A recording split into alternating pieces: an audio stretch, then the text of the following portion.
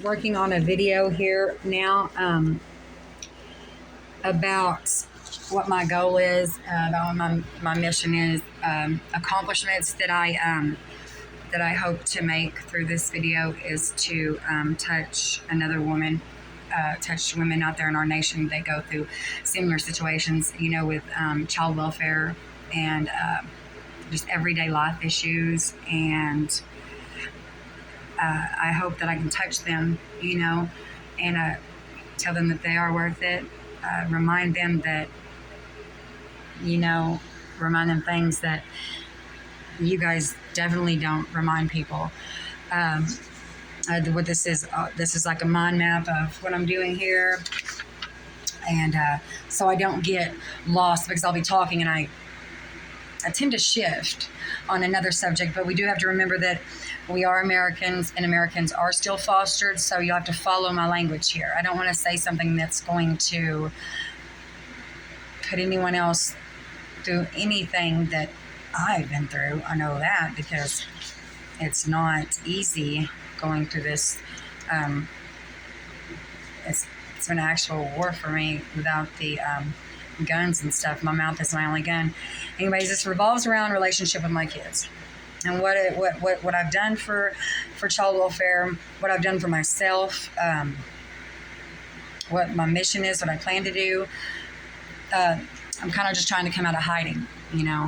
I let go of a 4-year relationship. One of the stipulations on my treatment plan was to let go of this certain, no contact with a certain person. And well, I did that. No contact. I just cut off all relationships, really. I cut relationships off from my family. I went to complete a 3-month program that was mental health and substance abuse centers, one of them here in Oklahoma. And that wasn't a requirement, but my situation was like zombies everywhere,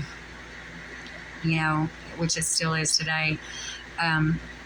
It's so great here in America. There's really no getting away from it. So anyways, I've just learned how to see it, touch it, hold it, not partake, because this is the deal. It's not going anywhere. No drug court program, no anything is going to make that go away. Now, another thing else I did, I completed that program. I went to 16 weeks of parenting classes. I have previously already completed those before, years back, but nothing I said was of any value to them, or any meaning or anything. I also completed 21 weeks of domestic violence group, which was my favorite group, by the way. The woman running that group, I can relate with her. She reminded me of me. She was she thought on a deeper meaning, and she elaborated things really well, went through the steps. She may have some dark psychology. I don't know, because it takes that to do something and see what you see like that every day. So I think it takes some kind of dark psychology to be able to do that. And anyways, I done that with a few. I did fail. I've took so many drug tests, way more than I've ever took before in any drug court program or anything. I did fail one within a month or so of getting probably within a month of getting out of treatment, because I did go back to that same situation. And I was kind of in a state of being vengeful, like getting back at a lot of people that crossed me, which that wasn't very healthy, and I understand that. And on DHS's behalf, or child welfare's behalf, they probably had a lot of people trying to protect themselves in this situation, because I do know my mind has been a great supplement to music and creation and creativity. And this is one of the red flags I was talking about. Child Welfare, Department of Human Services, the Child Welfare branch. They have access to your mind. They have access to like mind control, stuff like that. And in that, if you only have to go have a business degree at college, Do you know the dangers this is? Oh, well, you could be like, well, we're studying this person because she's so smart. She's a master manipulator. But I had to become that way. And I can be a manipulator. Yes, I can. But I prefer to be honest this time. Matter of fact, I was too honest with them guys, really. But I thought, well, I knew that why lie? I mean, why would you lie when, just why would you lie when they know anyway? The dangers of that to me is a red flag, because you do see a lot of sex trafficking nowadays, and mind control can contribute to that. They can lead and guide them out. You do see a lot of people's, getting taken from their music. Yeah, and here's what happens when that happens. You can see all these great writers, they've been to prison or they're in a drug court program right now. They're just getting danced around. This is a distraction. This is how they feed off you, and they know people already. So they have a means of authority and power. They can take from you and benefit off of it. But you're down here, you don't know anybody. As you can see, I fight alone. I don't have anybody. I had to get some sense about me and stand up and fight for myself. And even then, I get too scared to try. But God said, for I didn't give you a spirit of fear, but of power and of love and of sound mind. And he also said, a city set on a hill, it can't be hidden that way. The pastor said it's not designed for you to go under the hill. It's designed for you to stand on the hill. And I'm trying to do that. So this is me taking that leap. And I'm not blaming child lover. I'm just very concerned about this situation to begin with. Very concerned. Because after you do all that and you work all these programs and you're going to addiction and behavioral health, you're on a level of higher consciousness. Even the substance abuse counselors feeding off you. I feel like they're feeding off of me more than they are listening and hearing me. Like they see my mind and it kind of blows theirs. So I feel like I'm, overlooked. I'm also feeling rejection. I'm also feeling, outcasted, so much so that I, started doing it to myself. This has been like I told you in the previous video before, the reason why I named him Nehemiah. A girl mentioned it at work, spiritual guidance. Okay, then I read the story, and it's so related. My walls have been just completely torn down. If it's not by someone else, it's by me. This is continuously a reoccurring process here. I sit here, alone. I do a lot of music. I've wrote over 100 songs in a very short time. I do it off the top of my mind. I do all that. This has been the scariest. I've been through a whole lot. Who hasn't? But this has been the most scariest time of my life. Walking into that, I'm going to go back to when I first went to treatment. Thank God I had an angel holding my hand, taking me in there. It's like walking into a beautiful room that's painted Independence, and you've never seen that color before because you've never practiced it before. You've never painted with it before. So that's what my life is based on now, me trying to do it, everything independently. I do need to gather a team for this music thing because it's too great. I've seen what happens to those who are in silence. They go out there and get tripped up and they end up in prison. And you're really writing for them then. It's just, it's really sad. I don't want that to happen to me. I don't want to trip to that point. I don't deserve prison. I don't deserve a lot of things that's happened to me lately, but who does? You know what I mean? Who does? So let me pause this for just a second.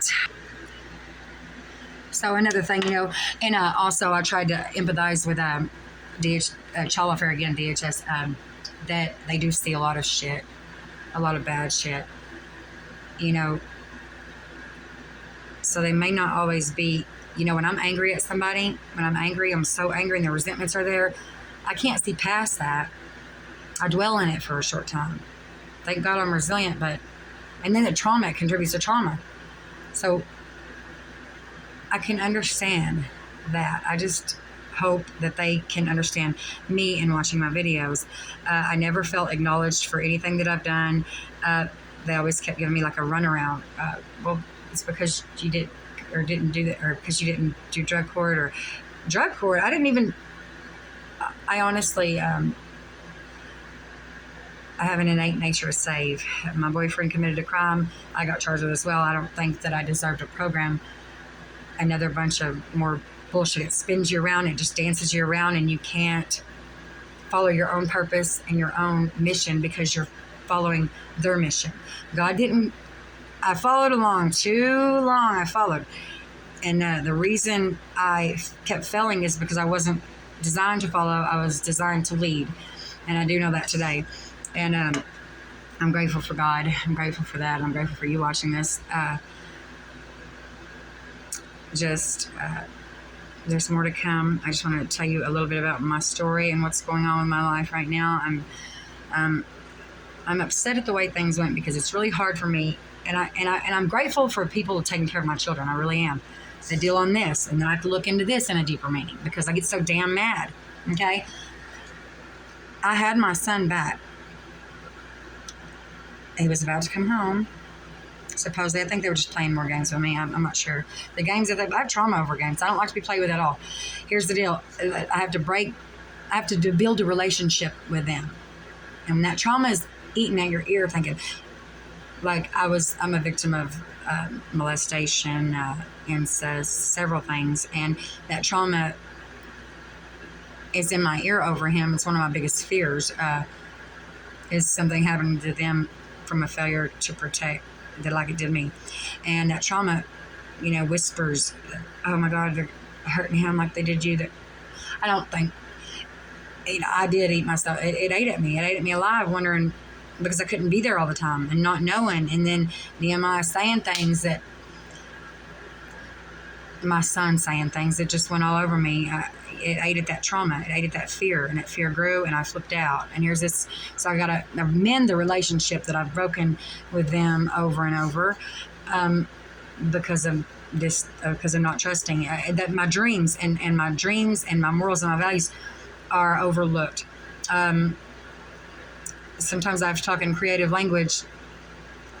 It's easier that way. People don't understand it. Like I messaged a former officer over a year ago about being behind glass, like in a glass house, and watching the flowers bloom out there. And I was a flower. I felt like I wanted to bloom with them, but I was too afraid.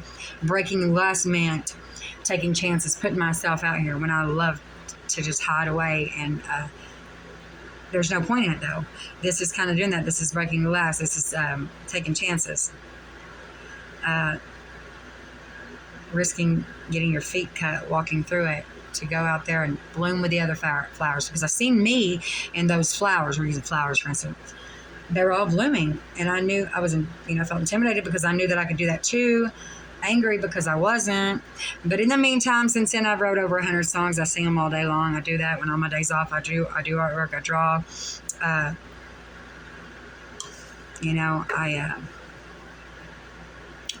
just going to put this video out there and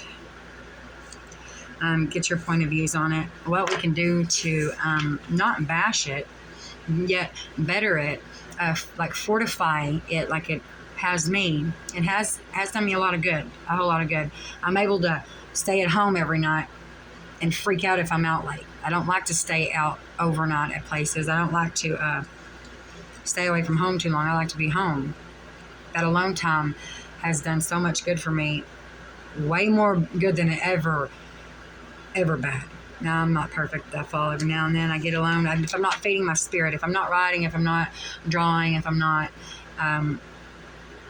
if I'm not supplementing me with a word, with the word of God and the word of my words, you know what I mean? Because God does put the fire through my hands. And if I'm not supplementing that and feeding that, then I'm liable to fall, for a short time.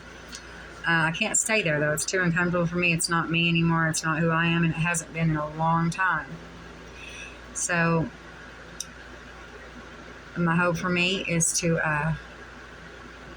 build relationships with my kids through music. I've wasted so much time hiding and being afraid and being fearful and going to what I knew best, which is drugs, sex, and toxic relationships.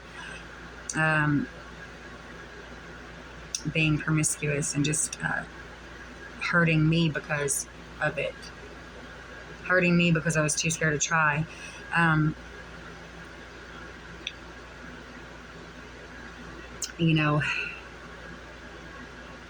Got a lot of noise in the background. So kind of lost train of thought what I was saying. I got emotional and interrupted. So I want a relationship with my kids. Like I said, as before, I wasted a lot of time on all the wrong things, trying to be accepted, worried about fear of rejection, too afraid to try, that I want to leave myself behind forever in music for them. Music, I want them to have a relationship with me. I want a relationship with them. I want a relationship with God like I want a relationship with my kids. And here's the deal. It all started with a song. I mean, I was going to do this anyway, but this song by NF, How Could You Leave Us? And then Pills Got You Right, and how a lady in the corner taking notes, why, and kind of like blaming his, kind of like, them pills got you right. No, the pills never had her, but that's the situation in the world right now. And we're taught to self-medicate. Some of us, overdose on the. Thank you, God, that I have not yet ever been there, and I pray to God that I never do. But that song, I had heroin, and of course, that's the time I was in right now. My son got everything. My everything was just gone. So I had my syringes and my heroin and my meth. I was in a motel room in the city, and before I even done any of that heroin, I heard that song and I started shaking all over. I left everything I had behind, the heroin, the syringes, and I come back to Ada. I went to rehab a week later.